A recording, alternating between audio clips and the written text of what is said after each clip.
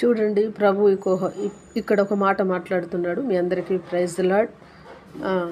లూకా సువార్త 16 10వ వచనములో, మిక్కిలి కొంచెములో నమ్మకముగా ఉండువాడు ఎక్కువలోనూ నమ్మకముగా ఉండును, మిక్కిలి కొంచెములో అన్యాయముగా ఉండువాడు ఎక్కువలోనూ అన్యాయముగా ఉండును. కాబట్టి మీరు అన్యాయపు స్త్రీ విషయములో నమ్మకముగా ఉండని ఎడల సత్యమైన ధనమును ఎవరు మీ వశము చేయును? మీరు పరుల సొమ్ము విషయములో నమ్మకముగా ఉండని ఎడల మీ సొంతమైనది మీకు ఎవడిచ్చును?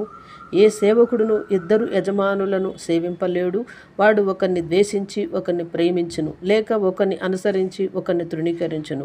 మీరు దేవునిని సిరిని సేవింపలేరని చెప్పాను. ఈ మాటలకు అర్థం అండి. ఇప్పుడు దీనికి అర్థం ఒక ఎగ్జాంపుల్ చెప్తున్నానండి. ఒక యజమానుడి దగ్గర వ్యక్తులు పనిచేస్తున్నారు, నమ్మకంగా ఉన్నారు. ఆ వ్యక్తి కూడా నమ్మి చక్కటి జీతం ఇచ్చి ఆ వ్యక్తిని నమ్ముకొని ముగ్గురు మనుషులను పెట్టుకొని ఆయన ఒక పని చేపిస్తున్నాడు. కానీ ఒకడు చాలా నమ్మకంగా కొన్ని రోజులు ఉన్నాడు, సంవత్సరాలు కూడా ఉన్నాడు, చాలా సంతోషంగా కొనసాగించబడుతుంది. కానీ ఒకానొక సమయంలో ఆ పనివాడు అతని దగ్గరికి వచ్చే డబ్బును చూసి ఆశపడి దాంట్లో కొంచెము తప్పుడు లెక్కలు రాసి కొంచెం తీసుకొని వస్తున్నాడు. కానీ ఒకనాడు అది ఆ యజమానికి అర్థమైపోయి ఒక్కోసారి అది చాలా అపనమ్మకంగా ఉన్నది అని ఆలోచించి అతను ఇతరుల ద్వారా తన లెక్కను అంత చెక్ చేయించటం మొదలుపెట్టాడు. అప్పుడు తనకు కొంత డబ్బు తక్కువ వచ్చింది. అప్పుడు ఆయన యజమాని అయితే ఆయన మీద చాలా నమ్మకం పెట్టాడు, భరోసాగా ఉన్నాడు. కానీ అప్పుడు ఆయన గురించి తెలిసినప్పుడు చాలా బాధపడిపోయాడు. నేను నమ్మి ఆ యొక్క పరిచారకుని, నా దగ్గర డ్యూటీ చేసే అతన్ని నేను ఎంత చక్కగా చూసుకున్నాను, ఎంత నమ్మాను అని చాలా తట్టుకోలేక ఎంత నమ్మక ద్రోహం ఉంటుందా అని ఆయన ఆశ్చర్యపోయి అక్కడే పనిచేస్తున్న మరొక వ్యక్తిని పిలిచి, ఇలా జరిగింది, నీకేమైనా తెలుసా అంటే, మా డ్యూటీలు వేరు, వాళ్ళ డ్యూటీలు వేరు, మా మామ గురించి మాకేమీ తెలియదండి. మేము 12 గంటలు మేము డ్యూటీ చేస్తాము, ఆమె మీ దగ్గర డ్యూటీ చేస్తుంది పర్సనల్గా, మీరు ఆయనే కనుక మాకు తెలియదు అన్నప్పుడు అతను చాలా బాధపడిపోయి ఆయన బాధంతా పిలిచిన అతనితో చెప్పుకొని ఏం చేశాడు? ఇప్పుడు అతను ఏమంటున్నాడు తెలుసా?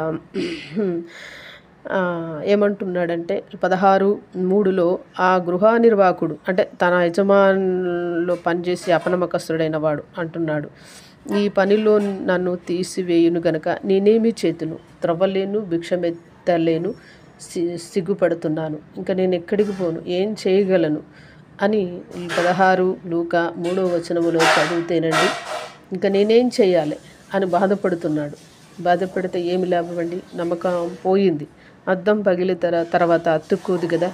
అందుకే ముందే జాగ్రత్తగా నమ్మకంగా ఉంటే, మిక్కిలి కొంచెములో నమ్మకంగా ఉంటే దేవుడు ఆశీర్వదిస్తాడు. మంచి సాలరీ దొరుకుతుంది, మంచి యజమాని దొరికాడు, కానీ నువ్వు నమ్మకంగా లేవు కనుక అది నీకు పని పోయింది. ఇప్పుడు భిక్షమెత్తుకోలేవు, అడుక్కోలేవు. ఇప్పుడు పరిస్థితి ఏంటి? ఇప్పుడు పశ్చాత్తాపం అవసరం, ఇప్పుడు క్షమాపణ అవసరం. కానీ తండ్రి యేసయ్య క్షమిస్తాడండి.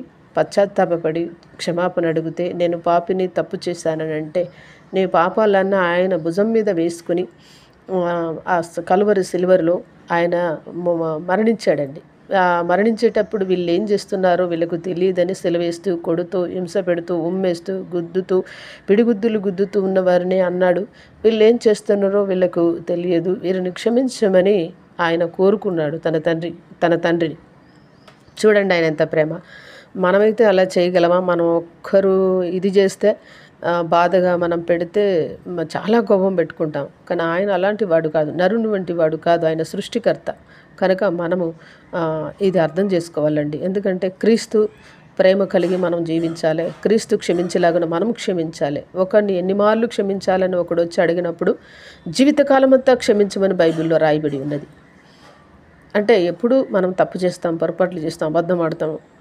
ఇట్లా ఒకరోజు దైనందిక జీవితంలో రాత్రి పగలు ఎన్ని తప్పులు చేస్తున్నామో మనం లెక్క రాసుకుంటే చాలా తప్పులు ఉంటాయండి. ఒక నోట్స్ తీసుకొని రాసుకోవాలి.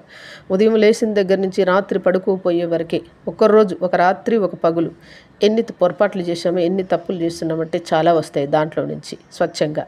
కనుక అట్లా ప్రతిరోజు చేస్తూ ఉంటాం. కానీ దేవుడు అన్నాడు ప్రతిరోజు వాడిని క్షమించమంటున్నాడు. పశ్చాత్తాపం రావాలి. ఆయన నువ్వు క్షమిస్తే దేవుడు ఆయన దగ్గరకు వచ్చి, అయ్యా నేను పాపిని, నన్ను క్షమించు, నీకు నమ్మకంగా లేను అని అడిగితే ఆయన క్షమించే దేవుడు. కనుక క్షమించే దేవుడే సృష్టికర్త, నిజమైన దేవుడు. ఆయన్ని నమ్ముకొని మనము ముందుకు వెళ్తే ఆయన ఎన్నో నేర్పిస్తాడండి. ఆయనలో నీతి ఉంది, సమాధానం ఉంది, శాంతి ఉంది, రక్షణ ఉంది, మంచితనం ఉంది. కనుక ఆయన్ని బట్టి వందనాలు. సృష్టికర్తను స్మరణకు తెచ్చుకుంటే మనం బ్రతుకుతాం. నీ బాల్య దినముల యందే నీ సృష్టికర్తను స్మరణకు తెచ్చుకొనమని ప్రసంగి గ్రంథములో రాయబడి ఉన్నది. కనుక బాల్య దినాల యందే ఆయన్ని జ్ఞాపకం తెచ్చుకొని నడితే మంచిగా జీవించగలం. ఈ లోకమంతా చెడిపోయిందండి. నేత్రాశ, జీవపు డంబము, శరీరాశలో మునిగి తేలి ఉన్నది. ఈ లోకముతో స్నేహము చేయువాడు దేవునికి శత్రువగునని వాక్యము రాయబడి ఉన్నది. కనుక మనం ఎవరితో స్నేహం చేస్తున్నామని, మంచి స్నేహితుడు ఆయనతో స్నేహం చేస్తే నిత్యరాజ్యం. కనుక మంచి స్నేహితుని ఎన్నుకొని స్నేహం చేయాలని ఈ మాటలు ఇంతవరకు విన్నందుకు మీకెన్నో వందనాలు. దేవుడి వాక్యాన్ని దీవించునుగా కానీ ప్రార్థిస్తూ, మన దేశమును మన రాష్ట్రములో ఉన్న అందరినీ దేవుడు క్షమించి మంచి దారిలో నడిపించునుగాక. ఆమేన్.